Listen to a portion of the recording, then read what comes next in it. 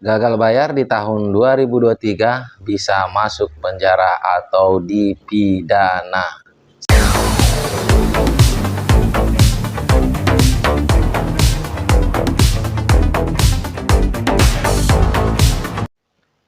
Halo, assalamualaikum warahmatullahi wabarakatuh.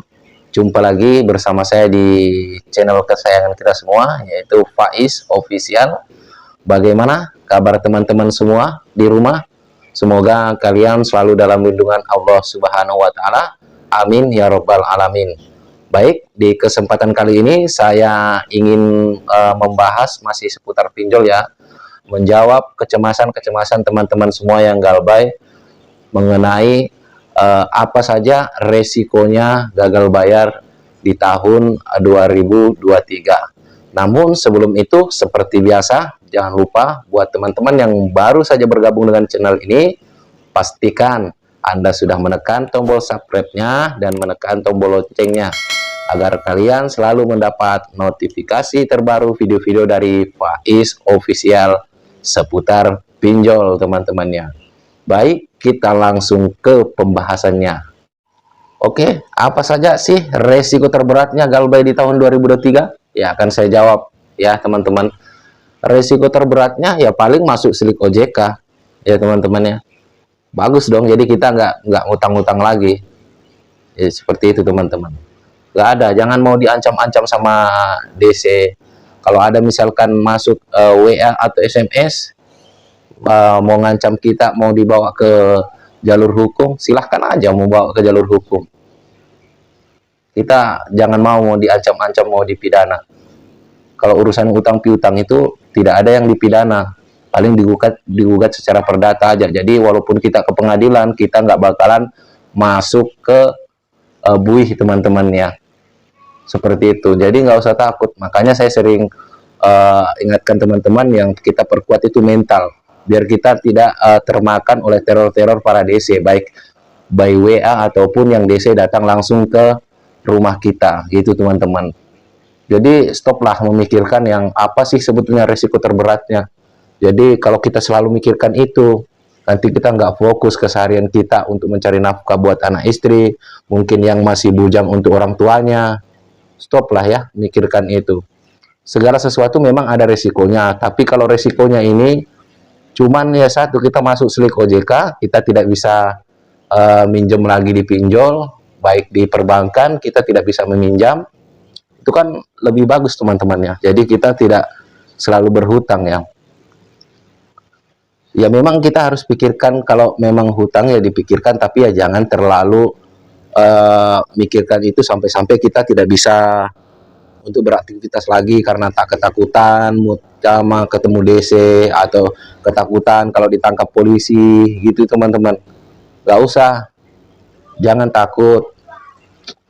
Saya yakinnya teman-teman itu nggak mau untuk galbay, itu nggak mau ya. Jadi jangan mau untuk ditakut-takutin. Resiko terberatnya itu cuman masuk silik OJK, sama kalau kita pinjam di ilegal itu ya sebar data itu aja. Kalau disebar data memang kenapa? Gak ada apa-apanya kan? Kalau disebar data paling malu. Apa sih kita mau malu? Orang namanya utang piutang itu bukan aib saudaraku. Bukan aib ya, jelaskan. Bilang aja ke mereka-mereka yang mengetahui. Kalau misalkan ada yang bertanya tuh ada foto kalian masuk di ini, di apa namanya, di sosial media ini misalkan, kamu bilang aja itu ada penyalahgunaan data, mereka mengambil data-data saya dan mereka nge-share-nya, dan itu juga bisa dilaporkan ya teman-teman ya, bisa dilaporkan itu. Jadi langsung laporkan nama aplikasinya apa. Jadi kalau kita galbay itu nggak ada risikonya. Risiko terberat ya cuman itu aja, masuk silik OJK aja. Seperti itu. Jadi yang perlu kita lakukan itu ya cukup bertenang diri di rumah, kita fokus untuk menata diri, untuk menata diri kita itu biar ekonomi kita itu lebih baik lagi, dengan cara berdagang, mungkin bekerja. Jangan terlalu dipikirkan masalah didatangin apa namanya DC atau mau dipidanakan, itu semua ancaman. Walaupun nantinya ya, kalau ada misalkan surat somasi katanya kita mau dipidana, bisa dipastikan itu cuman hoax, itu cuman ancaman dari DC-DC saja ya teman-teman ya. Kalau misalkan ada surat somasi katanya kita mau dipidanakan ya kan, itu cuman sekedar ancaman saja, belum terbukti adanya. Dan juga memang kita tidak bisa dipidanakan, kita bisa digugat cuman secara perdata teman-temannya. Kita hadir ke persidangan, ya kita akuin aja memang kita punya hutang.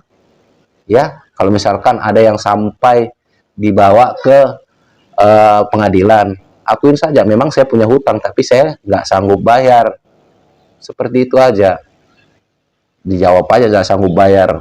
Kalau dicicil mungkin bisa, ya. Tapi untuk nominalnya saya nggak bisa kalau terlalu tinggi, mungkin dicicil secara kecil. Tapi teman-teman ingat ya, kecil sekali kemungkinan bahwasanya kita akan digugat secara perdata ke pengadilan, karena tidak sebanding dengan hutang-hutang yang kita terima ya teman-teman ya.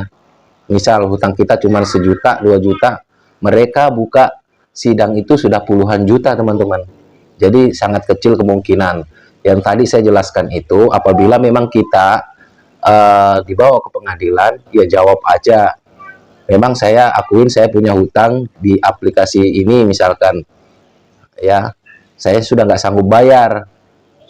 Nah, bagaimana saya mau bayar untuk makan sehari-hari aja? Saya tidak ada teman-teman gitu ya, atau pas-pasan. Jadi jawab aja seadanya teman-teman. Di sini saya ngobrol agak santai teman-teman, supaya teman-teman semua bisa nerima nangkap omongan saya teman-teman. Saya berbicara itu berdasarkan pengalaman pribadi saya ya teman-teman. Saya pengen teman-teman semua itu kembali ke kehidupan yang normal ya, tanpa ada tekanan baik dari DC lapangan ataupun DC by WA atau SMS teman-teman, atau by telepon ya, by calling ya. Saya membuat channel ini juga sebetulnya alasannya karena pengen teman-teman semua tahu teman-teman ya, gimana sih. Makanya lihat video-video saya sebelumnya teman-temanku. Yang perlu kita lakukan itu ya tadi itu, kita berdiam diri di rumah, tidak usah memikirkan apapun. Resiko terberat cuma satu, ya saya tekankan lagi, cuma satu resiko terberatnya itu ya, nama kita masuk ke daftar hitam SLIK OJK ya teman-teman. Apa artinya? Kalau kita masuk daftar hitam SLIK OJK, kita tidak bisa meminjam lagi.